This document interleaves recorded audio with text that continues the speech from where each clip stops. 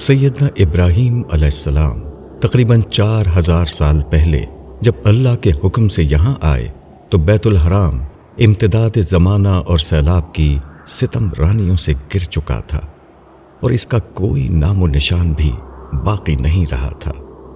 پروردگار سے الہام پا کر انہوں نے اس کی پرانی بنیادیں دریافت کیں اور اپنے فرزند اسماعیل کی مدد سے ایک بے چھت کی عمارت کھڑی کر دی۔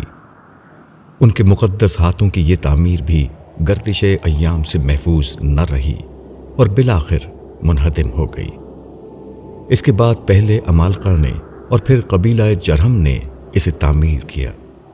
بعض حوادث کی وجہ سے جرہم کی بنائی ہوئی عمارت بھی گر گئی تو قریش نے اس کی تعمیر نو کا بندوبست کیا، لیکن سرمایہ کم پڑ جانے کی وجہ سے یہ عمارت اصل ابراہیمی بنیادوں پر قائم نہ ہو سکی۔ یہ واقعہ نبی صلی اللہ علیہ وسلم کی بعثت سے 5 سال پہلے پیش آیا، چنانچہ آپ بھی تعمیر کے اس کام میں شریک رہے۔ بلکہ مورخین کا بیان ہے کہ حجر اسود کے دوبارہ نصب کرنے کا قضیہ آپ ہی کے حسن تدبیر سے طے ہوا۔